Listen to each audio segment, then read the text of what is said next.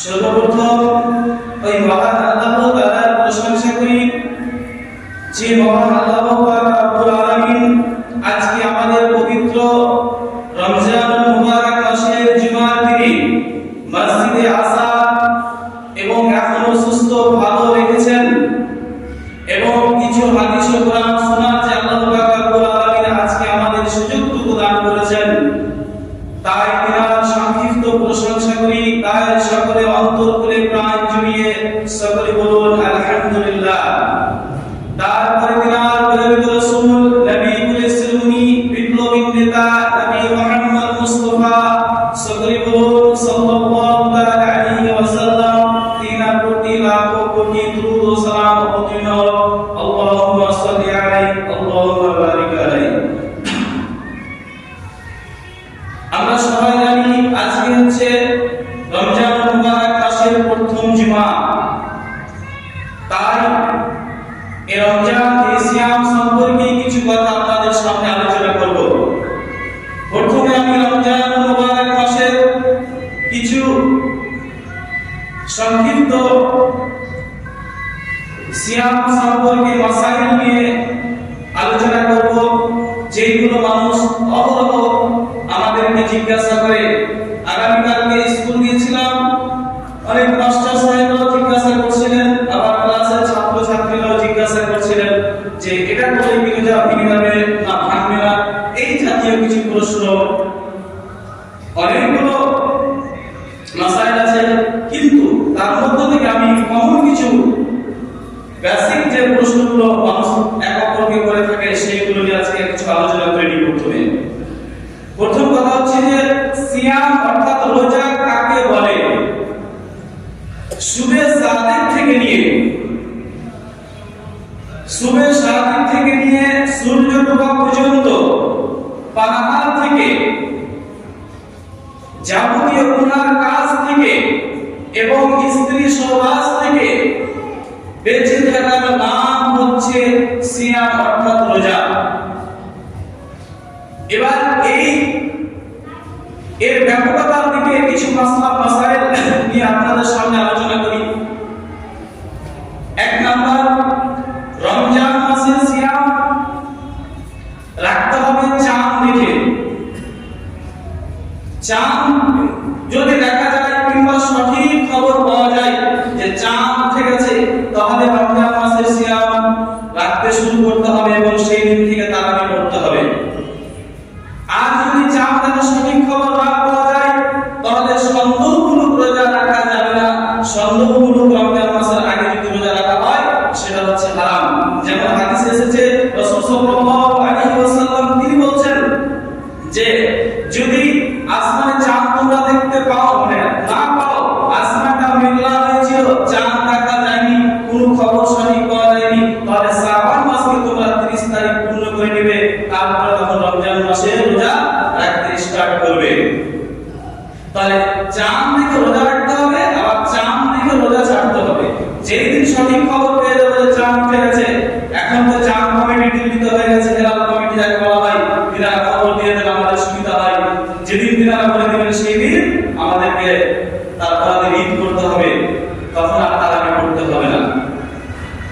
দুই নম্বর, রমজানুল মুবারক মাসে যদি কেউ ভুল করে খেয়ে নেয়, কেমন ভুল? যে সে রোজা আছে, সিয়াম অবস্থায় আছে, কিন্তু তার মাথায় এটা নেই যে আমি সিয়াম অবস্থায় আছি। অনেকে ভুল করে কিছু পানি, হালকা কিছু খাওয়া খেয়ে নেয়, তারপরে তার রোজা হবে কি হবে না। তো বুখারী মুসলিমের হাদিসে রয়েছে যে রাসূল সাল্লাল্লাহু আলাইহি ওয়াসাল্লাম বলেছেন যে ওই ব্যক্তিকে আল্লাহ পাক রব্বুল আলামিন খাইয়েছেন যখন তার মনে চলে আসবে যে আমি তো রোজা রেখেছি, ভুল করে খেয়ে নিয়েছি, মুখে যে খাবারটা থাকবে সেটাকে ফেলে দিতে হবে এবং কুলি করে নিতে হবে, রোজা তার ভঙ্গ হবে না, রোজা টুটবে না। নাম্বার 3, রোজা অবস্থায় যদি কাউকে বমি হয়ে যায়, উল্টি হয়ে যায়, তাহলে তার রোজা টুটবে না, রোজা তার ঠিক থাকবে, রোজা তার ভালো থাকবে। কিন্তু যদি ইচ্ছাকৃতভাবে কেউ বমি করে, উল্টি করে, নিজ ইচ্ছায় যদি কেউ উল্টি করে, তাহলে ওই অবস্থায় তার রোজা টুটে যাবে, তাকে কাজা করতে হবে। কিন্তু যদি অটোমেটিক নিজে থেকে বমি হয়ে যায়, উল্টি হয়ে যায়, তাহলে তার রোজা কোনো ব্যাঘাত ঘটবে না, তার সিয়াম ঠিক থাকবে, তাকে সেই সিয়াম সেই দিন রাখতে হবে। তারপরে চলে আসুন নাম্বার 4, রোজা অবস্থায় যদি কাউকে ইহতিলাম অর্থাৎ স্বপ্ন দোষ হয়ে যায়, লজ্জার কিছু বিষয় নেই, এগুলো জানতে হবে, প্রশ্ন আছে। রোজা অবস্থায় কোন যুবক ছেলে যদি স্বপ্ন দোষ হয়ে যায়, তাহলে ওই ছেলেটা কি করবে, ওই যুবক কি করবে, গোসল করে নেবে, এতে তার রোজার কোনো অসুবিধা হবে না। তারপরে আসুন, যদি এমন অবস্থা হয়েছে যে স্বামী স্ত্রী সহবাস হয়েছে, মিলন হয়েছে, কিন্তু সাহারি খাওয়ার টাইম উপস্থিত হয়ে গেছে, যদি সে গোসল করতে যায় তাহলে তার সাহারি খাওয়া হবে না, আর যদি সাহারি খায় তাহলে গোসল করতে পারবে না। তাহলে এই অবস্থায় কি করবে, এই অবস্থায় হাত পাকে ধুয়ে নিয়ে আগে সাহারি খেয়ে নেবে, সাহারি খেয়ে নেওয়ার পরে তারপরে গোসল করবে, ফজরের সালাত আদায় করবে, এটাই হচ্ছে সঠিক নিয়ম। তারপরে আসুন, রোজা অবস্থায় কেউ বলছে যদি কুনি কেটেনি, কুনি দাঁত দিয়ে চাবায় রোজা হবে, হ্যাঁ কোনো অসুবিধা হবে না, কানে পড়ে লাগলে বা দাঁত কুনি কাটলে দাঁত দিয়ে, এতে কোনো রোজার কোনো সমস্যা হয় না। তারপরে আসুন, রোজা অবস্থায় সকাল সন্ধ্যা দুপুর আপনি যখন ইচ্ছা মিসওয়াক অর্থাৎ দাঁত করতে পারেন, এতে কোনো রোজার কোনো সমস্যা হয় না। অনেকেই বলে সকালবেলায় যদি দাঁত করি তাহলে রোজা ঢিলা হয়ে যাবে, রোজা কোনদিন ঢিলা হয় না, ঢিলা শব্দটাই নেই, এটা মানুষ তৈরি করেছে। অতএব আপনি সকাল সন্ধ্যা যখন ইচ্ছা আপনি মিসওয়াক আমল করতে পারেন, কোনো অসুবিধা নেই। রোজা থাকাকালীন কাউকে গালি দেওয়া, কাউকে ব্যাপারে মিথ্যা সাক্ষী দেওয়া এবং মিথ্যা কথা বলা, এক অপরের কথা লাগিয়ে বলা, চুগলখড়ি করা, এইগুলো থেকে বিরত থাকতে হবে। রাসূল সাল্লাল্লাহু আলাইহি ওয়াসাল্লাম তিনি বলেন, বুখারী হাদিসে এসেছে যে আল্লাহ রাসূল বলেন যে রোজা অবস্থায় যদি কেউ কাউকে গালি দেয়, ঝগড়া করে, গীবত করে এবং মিথ্যা সাক্ষী দেয়, তাহলে ওই ব্যক্তির রোজা রাখাই হবে, সিয়াম থাকাই হবে, কিন্তু আল্লাহর কাছে তার কোনো নেকি হবে না। কত মারাত্মক কথা! রোজা থাকতে গেলে, সিয়াম থাকতে গেলে মিথ্যা কথা বলা তো দূরের কথা, মিথ্যা কথা বলা তো হারাম, অন্য দিনও হারাম, এই রমজান মাসে হারাম, রমজান মাসে বিশেষ করে আরো হারাম যে আপনি মিথ্যা সাক্ষী দিবেন, চুগলখড়ি করবেন, কার সঙ্গে ঝগড়া করবেন, এটা করা যাবে না। এবার যদি কেউ গায়ে পড়ে আপনার উপরে যদি ঝগড়া করতে আসে, আপনি ঝগড়া করতে চান না, কিন্তু আপনার সঙ্গে ঝগড়া সে করতে চায়, আল্লাহ রাসূল বলেন তাকে বলে দাও আনা সাইমুন, আমি রোজাদার, আমি তোমার সঙ্গে ঝগড়া করব না, এই কথা বলে চুপ থেকে যেতে হবে, ওখান থেকে চলে আসতে হবে, তার সঙ্গে তর্ক বিতর্কতে কোনো প্রকারে যাওয়া যাবে না। রোজা অবস্থায় থাকাকালীন কোন মা বোনের যদি কি হয়ে যায়, মেন্স অর্থাৎ হাইজ চালু হয়ে যায়, তাহলে তার রোজা হবে না। যতদিন এটা থাকবে, জয়দিন থাকবে, কয়েকদিন তাকে রোজা কাজা করে নিতে হবে এবং অন্য দিনে এই রোজাটাকে পালন করবে। অনেকে বলে এই কাজ করলে নাকি তার নেকি কমে যাবে, সব কমে যাবে, না। যখন অনেক মা বোন আছে কি করে, এই মাসে যখন তাদের অসুবিধার কারণে, মেন্সের কারণে যে রমজানের রোজা ছুটে যায়, সিয়াম ছুটে যায়, অন্য মাসে কিন্তু সেটা আর রাখে না, পূর্ণ করে না, কিন্তু পূর্ণ করতে হবে। অন্য মাসে যখন সে পূর্ণ করে নেবে, রমজান মাসে যে নেকি দেওয়া হয়েছিল, ভাই বলছেন রমজান মাসের সামানে তাকে নেকি দেওয়া হবে, কিন্তু রমজানের রোজা কাজা হবে, তাকে পরবর্তী সময়ে রেখে দিতে হবে 11 মাসের মধ্যে যে কোন টাইমে। এতে কোনো ছাড় নেই, কিন্তু নামাজ তাদের জন্য ছাড়, যেটা চলে যাবে ওটা পুনরায় করতে হবে না। এবার আসুন যে রোজা কাদের উপরে ফরজ। প্রত্যেক বালেগ যারা সাবালক হয়ে গেছে, নামাজের কথা যেমন এসেছে যে 7 বছরের নামাজ ট্রেনিং দিতে হবে, নামাজ পড়া শেখাতে হবে, দোয়া ইত্যাদি ট্রেনিং তার শুরু হয়ে যাবে। আর যখন নরমালি যখন কি হবে 10 বছরে যখন উপনীত হয়ে গেল, তখন তাকে আর নামাজ ছাড় নেই, কোনো পুরুষের জন্য ছাড় নেই, তখন তাকে নামাজ পড়তে হবে। নামাজ ছেড়ে দিলে অভিভাবক তাকে মেয়ের নামাজ পড়াবে, তাকে ধমক দিবে, মারবে, এটাই হাদিসে এসেছে। তাহলে রোজা কখন ফরজ? রোজা ফরজ যখন সে সাবালক হয়ে যাবে, যখন সে সাবালক বা সাবালিকা যখন হয়ে যাবে, তখন থেকে তাকে রোজা তার উপর ফরজ হয়ে গেল, আর সে রোজা ছাড়তে পাবে না। কিন্তু ছোট বাচ্চারা যদি রোজা রাখতে চায় তাহলে রাখতে পারে, তাদের ইচ্ছা মতো প্র্যাকটিস করার জন্য, অভ্যাসের জন্য তারা রোজা রাখবে, এতে কোনো সমস্যা নাই। যেমন হযরত উমর ফারুক রাদিয়াল্লাহু তাআলা আনহুর জামানায় কিছু বাচ্চা রোজা অবস্থায় আছে, আর ওই সময় ইহুদিরা কি করেছে, ওই বাচ্চাগুলোর সামনে মদ পান করছে আর কিছু খাবার খাচ্ছে। তখন হযরত উমর ফারুক রাদিয়াল্লাহু তাআলা আনহু ওই ইহুদিগুলোকে ওকে ধমক দিয়ে তাড়িয়ে দিলেন, আর বললেন কি, আমাদের ছোট ছোট ছেলেরা রোজা অবস্থায় আছে, আর তুমি তাদের সামনে খাবার খাচ্ছ, তাদের সামনে মদ পান করছো, এইগুলো তাদেরকে মানে ধমক দিয়ে ওই জায়গা থেকে হটিয়ে দিলেন। তার মানে হচ্ছে যে সেই যুগে ছোট বাচ্চারা রোজা রাখতো, এখন যারা রোজা ফরজ হয়নি তার উপরে সাবালক বা সাবালিকা হয়নি, কিন্তু তার ইচ্ছা মতো সে রাখতে পারে, অভ্যাসের জন্য তাকে রোজা রাখতে হবে, এটা কোনো অসুবিধা নেই।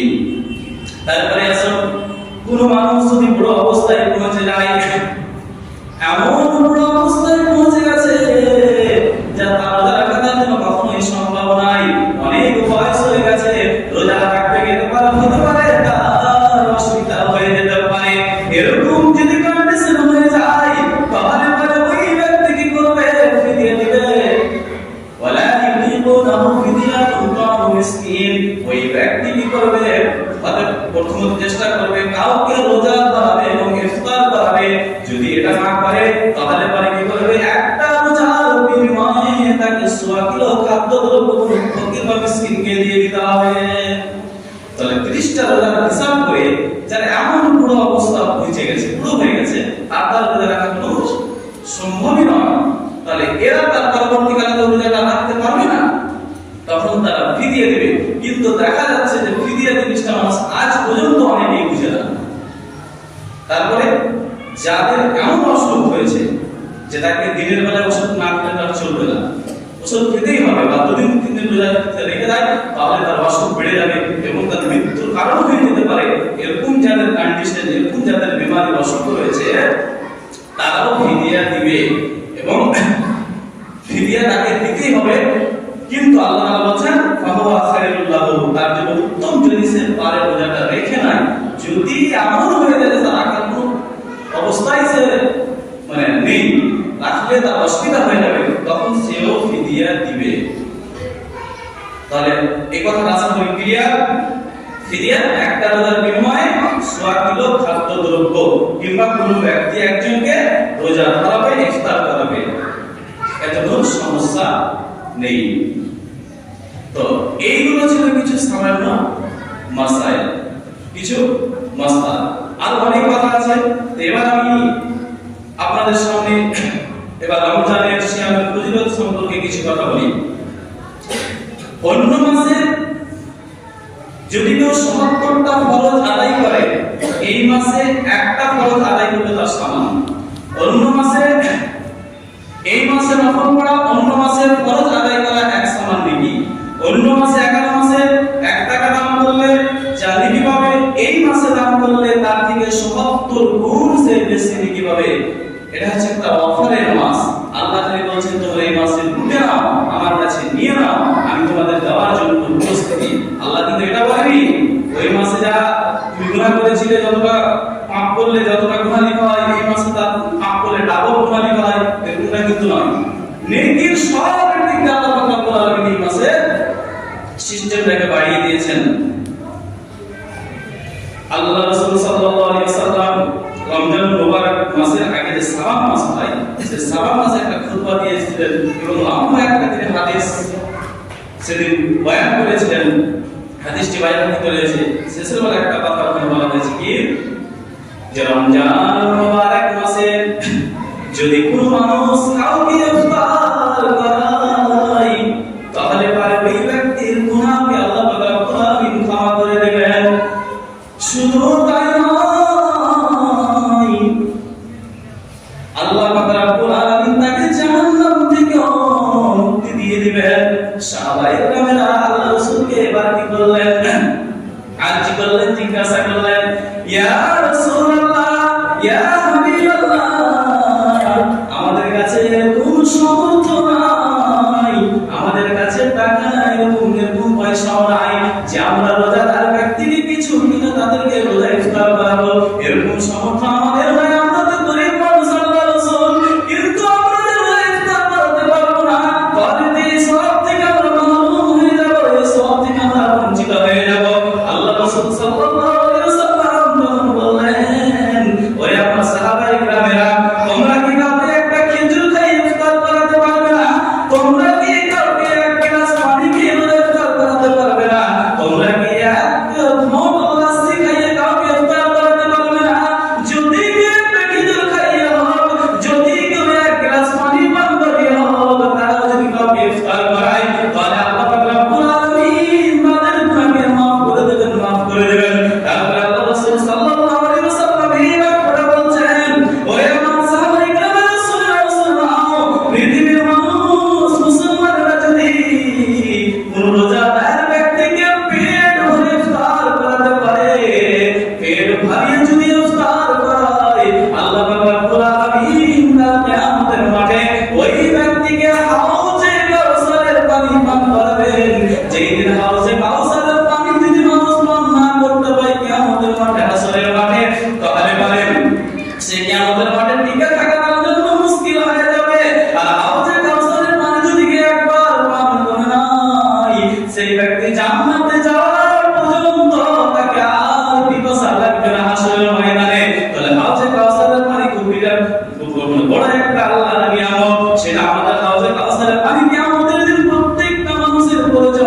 কিন্তু পাবে যারা মানুষকে পেট ভরিয়ে রোজা ইফতার করাবে, ওই ব্যক্তিকে আল্লাহ পাক রব্বুল আলামিন হাউজে কাউসারের পানি পান করাবেন। একবার বলুন সুবহানাল্লাহ।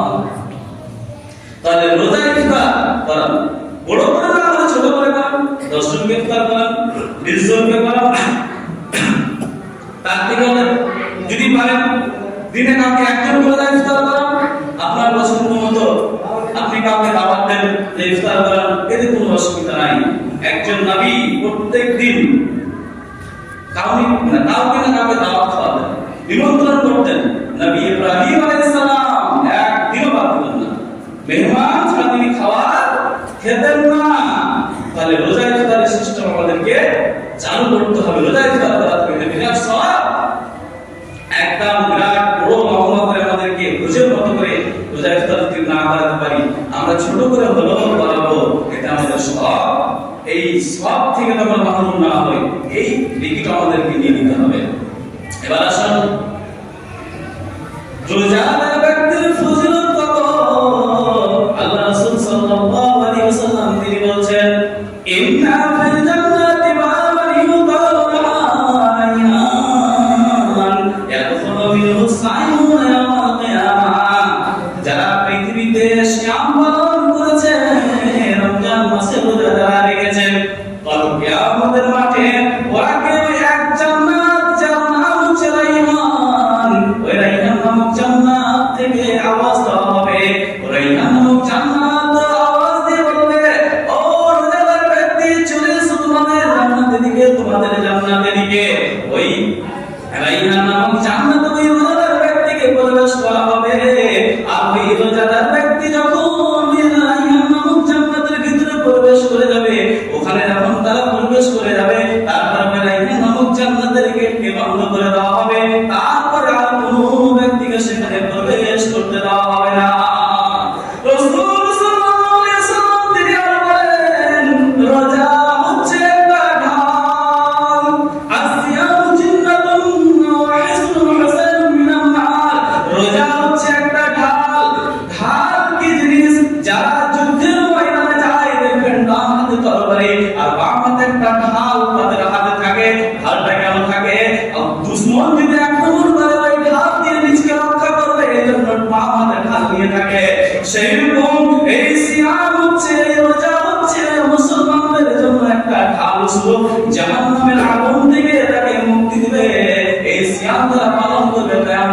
সাথে তারা জাহান্নামের আগুন থেকে মুক্তি দেবে।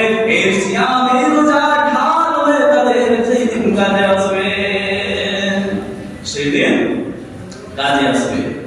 এবার আসুন আল্লাহ পাক রব্বুল আলামিনের নবী তিনি বলছেন মান কানা লাইলাতুল কদর ঈমানান ওয়া ইহতিসাবান গুফিরা লাহু মা তাকাদ্দামা মিন জামবিহি ওয়া মান সাআমা রমজান ঈমানান ওয়া ইহতিসাবান গুফিরা লাহু মা তাকাদ্দামা মিন জামবিহি।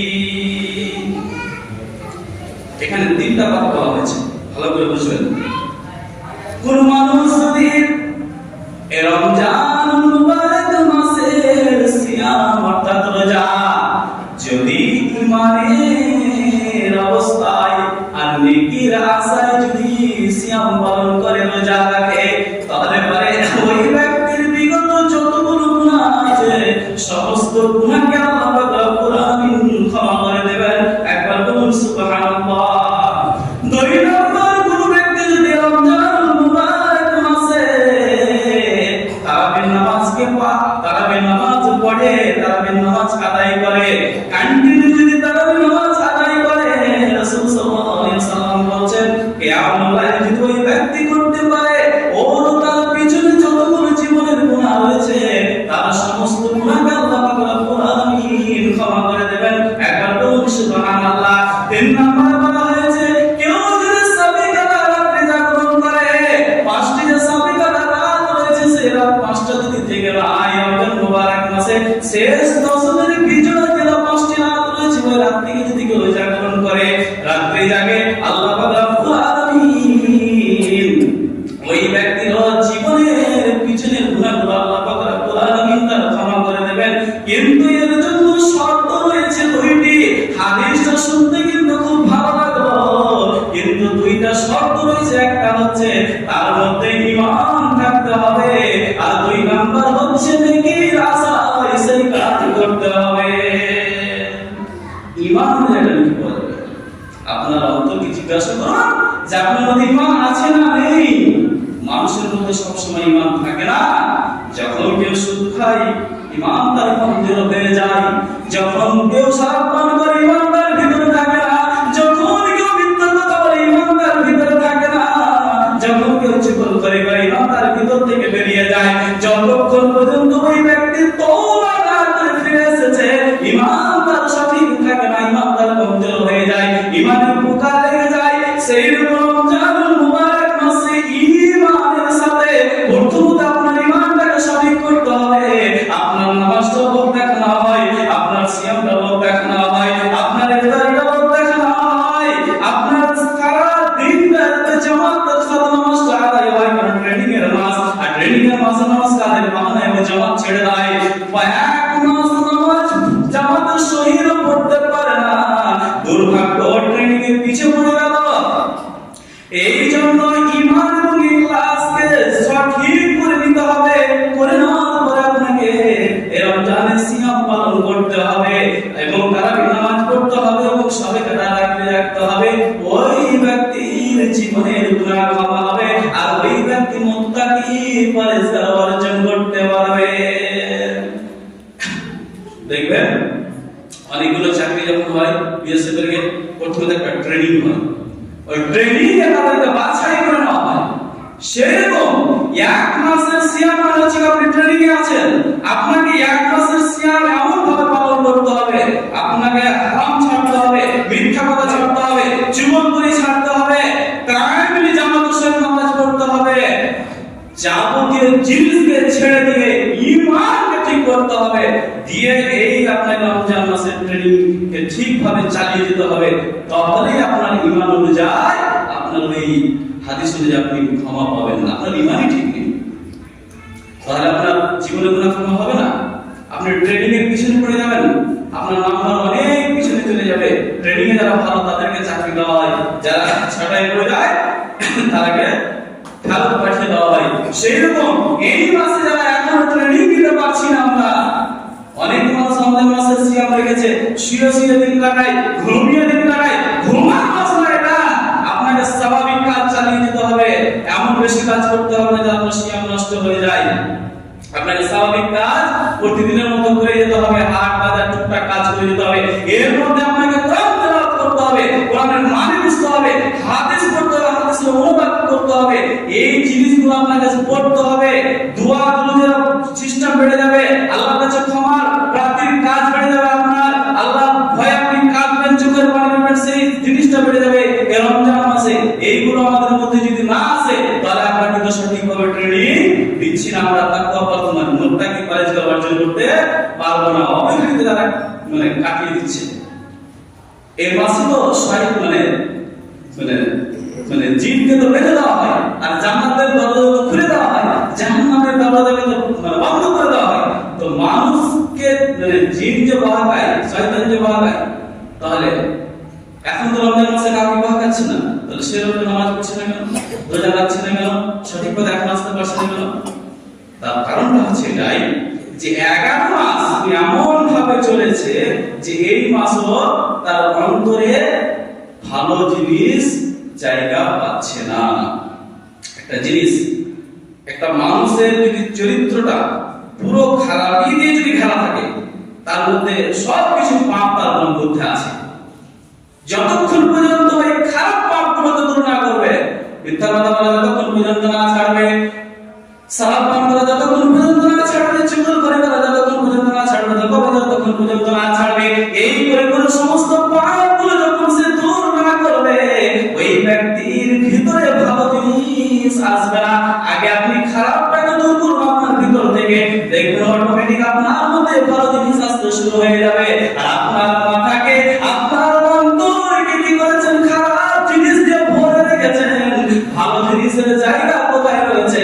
আগে আপনার মেমোরিটাকে নিউট্রাল করুন, তাকে খালি করুন, তারপরে ভালো জিনিস আপনার ভিতরে আসবে। 11 মাস যা করেছেন এই মাসও তাই করবেন। আর আপনি ওইগুলো যদি না ছাড়েন তাহলে ভালো জিনিস আপনার মধ্যে আসবে কি করে? আপনি ট্রেনিংটা কিভাবে দিবেন?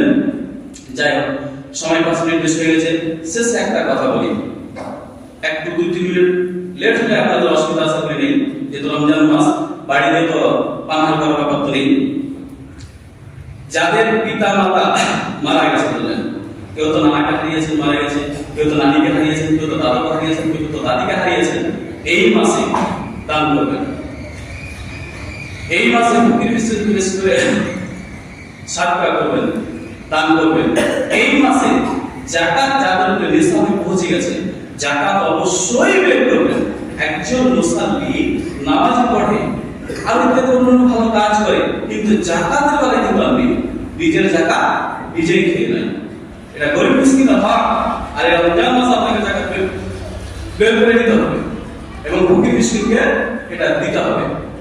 এই রমজান মাসে মসজিদ হোক, মাদ্রাসায় হোক, আমি বাইরে দেখছি যে ইমাম সাহেবের হাতে গ্রামে যাদের কেউ বাবা মা হারিয়েছে, মা হারিয়েছে, তাদের নামে 500, 200, 100, 1000 করে দান করতে হবে। ইমাম সাহেবের নামটাকে নোট করে নিতেন, নোট করে নিয়ে তিনি জুমার দিন তখন শেষের বেলায় এভাবে নোটটাকে বের করতেন, খাতাটা বের করে, হ্যাঁ অমুক জন এত টাকা দান করেছে তার মায়ের নামে, তারপরে দ্বিতীয়টা বলতো অমুক জন এত টাকা দান করেছে তার নানির নামে, তার দাদার নামে, তার ভাইয়ের নামে, দিয়ে শেষের বেলায় তিনি খুতবার মাধ্যমে তিনি দোয়া করতেন। আর আল্লাহ রাসূল তিনিও খুতবার মাধ্যমের সঙ্গে দোয়া করেছেন, সাহাবায়ে কেরামরা আমিন বলেছেন। আমরা খালি ভাবি যে হাত দিয়ে দোয়া করলেই দোয়া, খুতবার মাধ্যমে শেষের বেলায় ওই নামগুলো বলতেন এবং দোয়া করতেন। আপনারা চাইলেও জুমার দিন নামের, নানির নামে, দাদার নামে, ভাইয়ের নামে, মায়ের নামে, বাবার নামে, কেউ তো আপনার আত্মীয়-স্বজন মারা গেছে, এমন কোনো আমার ব্যক্তি এখানে কেউ নাই যারা আপনার মারা যায়নি, আছে? কেউ নাকি মারা গেছে, তারা তো আপনার দিকে চেয়ে আছে। আপনি যদি তাদের জন্য রমজান মাসে দান না করবেন, তা কখন করবেন? আর এই সিস্টেমগুলো আপনার ছেলে মেয়ে শিখে যাবে। আপনি যদি মারা যাবেন, আপনার ছেলে মেয়েও আপনার জন্য দান করবে। যাই হোক, এটা করবেন। আর একটা জিনিস আছে, একটা তো বলা হয় হাদিয়া। হাদিয়া জিনিসটা কিন্তু আমার মধ্যে থেকে উঠে গেছে। হাদিয়া কাকে বলা হয়? আল্লাহ রাসূল যখন নবুয়ত পেলেন, নবুয়ত পাওয়া থেকে মৃত্যু পর্যন্ত আল্লাহ রাসূল কি কারো কাজ করতে গিয়েছিলেন? মাঠে কাজ করেছিলেন? কোন বাইরে গিয়েছিলেন? টাকা অর্জন করেছিলেন? আল্লাহ রাসূলের জন্য বাইতুল মাল, যাকাত তো হারাম ছিল। আল্লাহ রাসূল সংসার কিভাবে চলেছে?